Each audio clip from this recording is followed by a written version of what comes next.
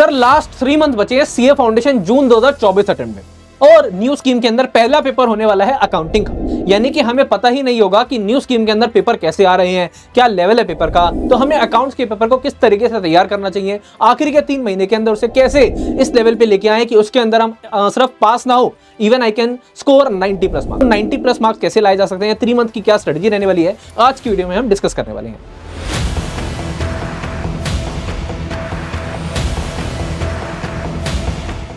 तो आज की वीडियो के अंदर हम डिस्कस करेंगे last 3 month strategy for accounts June 2024 attempt के अंदर क्या स्ट्रेटजी रहनी है अकाउंट्स की। तो देखिए, अब आपको पता है कि जो अकाउंट्स है वो पेपर नंबर 1 है अकाउंटिंग का। ठीक है जी, अकाउंट्स की जगह से अकाउंटिंग बोलते हैं आपके न्यू स्कीम के अंदर। पेपर नंबर 1 है, 100 मार्क्स का पेपर है। करने के अंदर हमें 3 घंटे का समय मिलेगा, 3 आवर्स का टाइम मिलेगा, और 3 आवर्स का टाइम मिलेगा और साथ ही साथ 15 मिनट का रीडिंग टाइम मिलता है। तो हमारी जो पेपर चालू होता है वो कहीं ना कहीं इस 15 मिनट के अंदर ही चालू हो जाता है। तो सबसे पहली जो मैं आपको गाइडेंस देता हूं हमेशा कि वो यही देता हूं कि जब आप यहां पर एग्जाम हॉल में बैठे होंगे तो इस 15 मिनट का यूटिलाइजेशन के अंदर आपको ये फाइंड आउट करना होता है कि कौन सा क्वेश्चन मेरे को करना है, कौन सा पहले करना है, कौन सा बाद में करना है। खैर ये वाली बात की बातें हैं। उसके अलावा आपको पता है पेपर नंबर 1 जो है हमारे यहाँ पर 2 मॉड्यूल है, पूरे आईसी मॉड्यूल में 2 पार्ट्स में डिवाइड कर दिया गया है, मॉड्यूल 1 और मॉड्यूल 2। कैसे करना है, क्या करना है, उस पर जरा डिस्कस करते हैं। मैंने पूरे के पूरे अकाउंटिंग के सिलेबस को ना कहीं 3 टारगेट में डिसाइड कर दिया है। अब देखो, ऐसे अगर आप अकाउंट्स का सिलेबस देखोगे आपको लगेगा यार बहुत बड़ा है, कैसे कंप्लीट करूंगा, कैसे रिवाइज करूंगा, कैसे टेस्ट करूंगा। तो मैंने इसको 3 टारगेट्स में डिसाइड कर दिया है। आ जाइए जरा देखते हैं। तो टारगेट नंबर 1 क्या है? टारगेट नंबर 1 है बेटा सबसे पहले accounting process. Accounting process basically क्या है? अकाउंटिंग प्रोसेस आपका चैप्टर नंबर 2 है वैसे, अगर मॉड्यूल 1 की मैं बात करूं तो। उससे पहले आपका चैप्टर नंबर 1 है थ्योरेटिकल फ्रेमवर्क। वहां पर थ्योरी पूछी जाती है, तो थ्योरी आप बाद में करिएगा, आप स्टार्ट करिए अकाउंटिंग प्रोसेस से। अकाउंटिंग प्रोसेस से आपके बेसिकली अकाउंटिंग यहां पर चालू होती है। Journal, ledger, trial balance, subsidiary, cash book और रेक्टिफिकेशन ऑफ एरर, ये अकाउंटिंग प्रोसेस का पार्ट है। ठीक है जी, तो बेसिक्स हैं जो आपने 11th-12th में पढ़े होंगे, बट पढ़े हैं इसका मतलब ये नहीं कि यहाँ पर पढ़ने की जरूरत नहीं होगी। यहाँ पर भी आपको अच्छे से पढ़ना पड़ेगा, चीजें डिफरेंट हो जाती हैं। यहाँ पर आपको क्या करना है, अपने अकाउंटिंग प्रोसेस को सबसे पहले पढ़ना है। टारगेट नंबर 1 में सबसे पहला चैप्टर अकाउंटिंग प्रोसेस है, जो आपके मॉड्यूल के हिसाब से चैप्टर नंबर 2 है। थ्योरी को हम बाद में देखेंगे, पहले ये टारगेट्स के हिसाब से मैं आपको बता रहा हूँ, वैसे वैसे करते रहेंगे। तो अकाउंटिंग प्रोसेस, ठीक है जी। अब करना क्या है?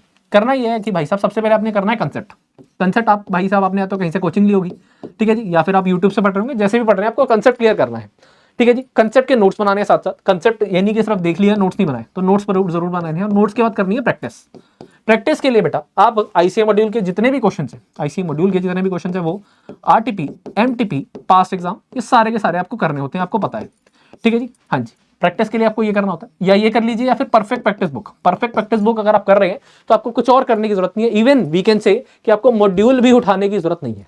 और ये इतना कॉन्फिडेंस के साथ मैं इसलिए कह पाता हूं क्योंकि अभी तक के जितने भी अटेम्प्ट हुए हैं जब से परफेक्ट प्रैक्टिस आई है, कोई भी एक ऐसा अटेम्प्ट नहीं है जहां पर मोर देन 95% या 95% से कम पेपर आपको परफेक्ट प्रैक्टिस से ना आया हो। तो यानी कि 95% से ज्यादा पेपर अगर आपको इवन कहीं अटेम्प्ट में 100% पेपर आपका इस परफेक्ट प्रैक्टिस बुक से आया था, तो यार मेरे को कहीं और क्यों जाना है? मेरे को आईसीए मॉड्यूल, पिछले आरटीपी, एमटीपी, स्कैनर देखने की क्या जरूरत है? अगर ये मेरे पास परफेक्ट प्रैक्टिस बुक है अकाउंटिंग की, तो मेरे लिए सारी की सारी दिक्कत ही खत्म हो जाती है। एक जगह आपको यहाँ पर इसके सारे के सारे क्वेश्चन मिल जाते हैं।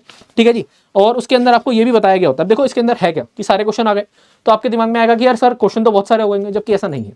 हमने क्या करा है, उसकी बेस्ट मर्जिंग करी है। यानी कि जो question for example ICA module में आया, आरटीपी में गिवन है, पास्ट एग्जाम में 3 बार आया, ठीक है जी, तो हमने क्या करा, उस क्वेश्चन के आगे लिख दिया कि भाई साहब ये क्वेश्चन यहाँ आया है। आप देख सकते हैं जैसे ये वाला क्वेश्चन मई 2018 आरटीपी, नवंबर 2019 आरटीपी, नवंबर 2020 आरटीपी। तो इस तरीके से आपको पता लग गया कि यार ये वाला क्वेश्चन कितनी बार आ रहा है, एग्जाम में कितनी बार आ चुका है, तो इंपॉर्टेंट है।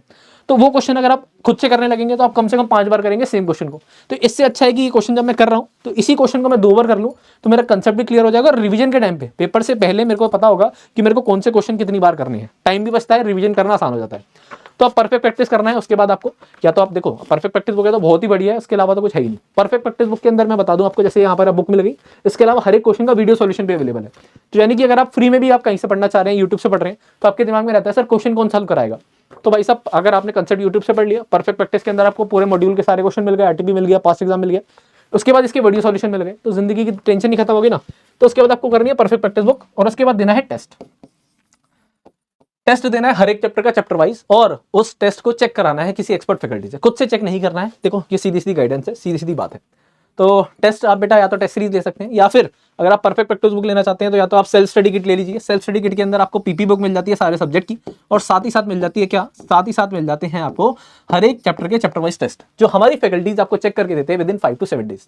तो सेल्फ स्टडी जो स्टूडेंट कर रहे हैं उनके लिए भी एक सबसे बढ़िया तरीका होता है इसको करने का। ठीक है जी, हाँ जी।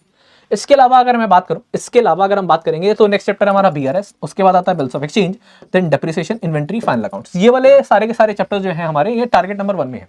देखो यहाँ पर जो चैप्टर हमने लिए हैं, यहाँ कहीं ना कहीं आपके पेपर में वेटेज रखेंगे आराम से 40 to 50 मार्क्स की, 40 से 50 मार्क्स की वेटेज रखेंगे वाले चैप्टर्स। तो आपको सबसे पहले टारगेट के अंदर ये करना आसान है। बहुत सारे चैप्टर देखो ना, अकाउंटिंग प्रोसेस आपने जिसकी कॉमर्स थी उसने पढ़ा हुआ है, बीआरएस पढ़ा हुआ है, bank reconciliation statement, bill of exchange पढ़ा हुआ है, डेप्रिसिएशन पढ़ा हुआ है। डेप्रिसिएशन के अंदर यहाँ पर एक अमोर्टाइजेशन ऐड हुआ है, बट वो भी इतना ज्यादा खास नहीं है, मतलब आसान ही है, कुछ ऐसा नहीं है, टॉपिक छोटा सा टॉपिक है। इन्वेंट्री है, इन्वेंट्री थोड़ा सा नया होगा आपके लिए, बाकी फाइनल अकाउंट तक तो जिसकी कॉमर्स थी उसने पढ़ा हुआ है। तो पॉइंट ये नहीं है कि कंसेप्ट कितना मुश्किल है, कंसेप्ट करना आसान है। कंसेप्ट के बाद आपको नोट्स बनाने हैं, परफेक्ट प्रैक्टिस सॉल्व करनी है और टेस्ट देना है, और टाइमली बेसिस पे रिवीजन करते रहना। इसको करने में लगेंगे 20 दिन, 20 से 25 दिन का समय लगेगा। देखो टाइम कम है, to be very honest, accounts का सिलेबस जो है थोड़ा वास्ट हो चुका है, तो यहाँ पर मेहनत करनी पड़ेगी। हंसी मजाक में काम नहीं चलने वाला है। आपकी अकाउंट्स कितनी भी अच्छी थी, यहाँ पर मेहनत मांगता है अकाउंट्स अब आपकी न्यू स्कीम के अंदर स्पेशली। 20 से 25 दिन का समय लगेगा। 20 से 25 दिन अपने अंदर बिल्कुल जोश भर लो कि 20 से 25 दिन में ये अपना खत्म हो गया, तो आपको कॉन्फिडेंस फील होगा कि हाँ यार मेरा बहुत सारा सिलेबस हो गया, यहाँ पर मैं पास होने के कगार पे आ चुका हूँ। फिर आएगा टारगेट नंबर 2। टारगेट नंबर 2 देखो तरीका वही रहने वाला है, कंसेप्ट, फिर परफेक्ट प्रैक्टिस के क्वेश्चन, देन ए टेस्ट, देन ए रिवीजन टाइमली बेसिस पे। उसके बाद आएगा अपना टारगेट नंबर 2 में एनपीयू। फाइनल अकाउंट्स कर लिया था तो एनपीयू आपको आराम से हो जाएगा, कोई दिक्कत नहीं है। अकाउंट्स फ्रॉम इनकम्प्लीट रिकॉर्ड, ये नया चैप्टर है। और उसके अलावा आएगा कंपनी अकाउंट। कंपनी अकाउंट में देखो issue of shares, issue of debenture, ये वाले चैप्टर्स हैं। Issue of shares and debentures, redemption of shares, redemption of debenture अब नए आए हैं, redemption of shares, redemption of debentures, ठीक है जी, और बोनस इशू राइट इशू, ये नए चैप्टर हैं, बट छोटे छोटे चैप्टर हैं, तो इतना ज्यादा परेशान होने की जरूरत नहीं है, आराम से हो जाएंगे। और आपको अगर किसी भी चैप्टर में दिक्कत आ रही है का जो है उसके कंसेप्ट भी हमारे YouTube चैनल पे आपको मिल जाएंगे, तो आप प्लेलिस्ट में जाके सर्च भी कर सकते हैं, उसकी प्लेलिस्ट भी इसी वीडियो के नीचे लिंक में भी दे देंगे, ठीक है जी। तो आपके जो टारगेट नंबर 2 है उसमें NPO, account from incomplete record और कंपनी अकाउंट। इसको देखो यहाँ पर कहीं ना कहीं थोड़ा सा सिलेबस वास्ट हो गया है, तो 25 दिन का समय यहाँ पर भी लगेगा, 20 से 25 दिन, ठीक है जी। एनपीओ का मैं मानता हूँ अगर आपने फाइनल अकाउंट कर लिया तो 3 से 4 दिन में आराम से हो जाएगा, इसको भी 3 से 4 दिन में कर पाओगे, और बाकी बचा हुआ टाइम आपको कंपनी अकाउंट्स को देना पड़ेगा, ठीक है जी। हाँ जी, और यहाँ पर मैं ये 20 से 25 दिन, यहाँ पर वहाँ पर मैंने 20 से 25 दिन बोला, तो ये मैं मान के चल रहा हूँ कि यहाँ पर आप फुल ऑन फोकस के साथ इस सब्जेक्ट को कर रहे हैं, तभी कंप्लीट होगा बेटा, वरना फिर बहुत ज्यादा दिक्कत है।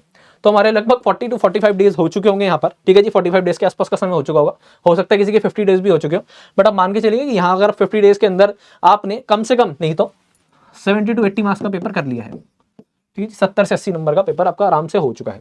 उसके बाद टारगेट नंबर 3, अपने आप में सिर्फ एक ही चैप्टर दिया मैंने, ऐसा क्यों भाई साहब? पार्टनरशिप इतना बड़ा हो गया है, इतना वास्ट हो गया है कि अपने आप में समझ लो यार, एक अपने आप में एक टारगेट है इसको कंप्लीट करना। इसको करने में आपको 15 से 20 दिन का समय लग सकता है। कुछ बच्चे से 10 से 15 दिन में भी कर लेंगे, जिनकी 12th के अंदर पार्टनरशिप पे थोड़ी सी कमांड थी, बट की ज्यादातर बच्चों को इसमें दिक्कत रहती है, तो इसलिए मैंने 15 से 20 दिन का टाइम दिया है आपको, कि लगभग हम देखो हम 60 to 70 डेज के अंदर हमारा सिलेबस खत्म हो रहा होगा। बट सिलेबस खत्म हो रहा होगा, सिर्फ इस बात को ध्यान रखना, मैंने कंसेप्ट नहीं बोले करने को, क्वेश्चन प्रैक्टिस साथ साथ करनी है। ऐसा सोचोगे कि मैं एक चैप्टर कर लेता हूं फिर क्वेश्चन प्रैक्टिस बाद में कर लूंगा, कभी जिंदगी में नहीं पार होने वाला। कभी अगर आप यही टेक्निक लेके चलोगे बेटा, बड़ी दिक्कत आ जाएगी पेपर के अंदर, फिर हमें लगेगा पेपर टफ है। तो इस बात का ध्यान रखिए कि आप कब कंसेप्ट कर रहे हैं, कंसेप्ट के बाद क्वेश्चन प्रैक्टिस करिए। इसलिए परफेक्ट प्रैक्टिस बुक दी गई है आपको कि परफेक्ट प्रैक्टिस बुक पे सिर्फ फोकस करिए, पीपीओ के क्वेश्चंस करते रहिए, कोई टेंशन नहीं है। फिर आपको देना है टेस्ट, और उसके बाद आपको अगले चैप्टर में मूव ऑन होना है।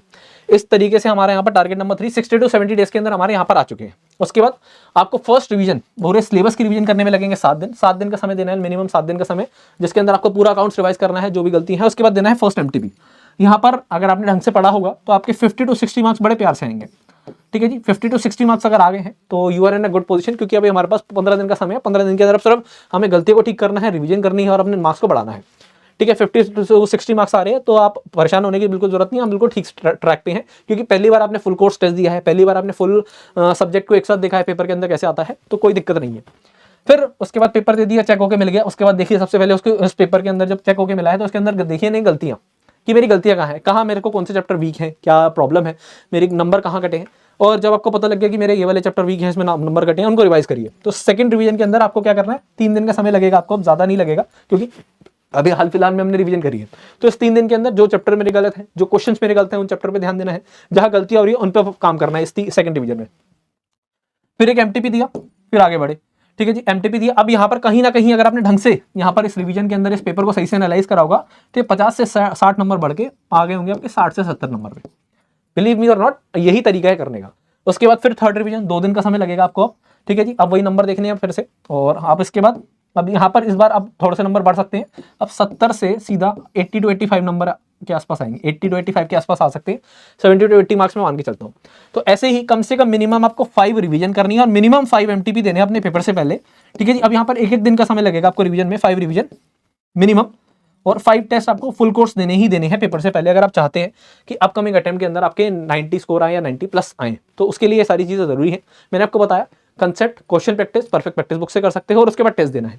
अगर आपको टेस्ट और परफेक्ट प्रैक्टिस एक साथ चाहिए तो आप सेल्फ स्टडी किट भी हमारा ले सकते हैं। सेल्फ स्टडी स्टूडेंट्स के लिए वो एक रामबाण है, ठीक है जी। आप अकाउंट्स का भी चाहें तो आप पूरा का पूरा सेट ले सकते हैं सेल्फ स्टडी का, जिसके अंदर आपको परफेक्ट प्रैक्टिस बुक मिल जाएगी और परफेक्ट एनालाइजर मिल जाएगा, टेस्ट मिल जाएंगे बेसिकली हर एक चैप्टर के, और ये फुल कोर्स एमटीपी मिल जाएंगे जो हम चेक करके देंगे। और आपको पता है हमारी पीपी बुक कर ली और टेस्ट कर लिया, इसके बाद कुछ भी बचता नहीं है, सिर्फ इतना कर लो, बिलीव मी अपकमिंग अटेम्प्ट में बहुत अच्छे मार्क्स आ जाएंगे। तो इस तरीके से आपके 3 मंथ के अंदर हमने आपको डे वाइज भी प्लान बताया कि किस तरीके से आपको करना है, किस तरीके से आपकी तैयारी हो सकती है। तो इस तरीके से करिए और उम्मीद करता हूँ आप ये 3 महीने के अंदर पूरी जान लगाएंगे और अकाउंट्स के अंदर बहुत अच्छे नंबर लेके आएंगे। तो चलिए मिलते हैं नेक्स्ट वीडियो में, तब तक के लिए goodbye, all the best, जय Shri Shyam, thank you so much.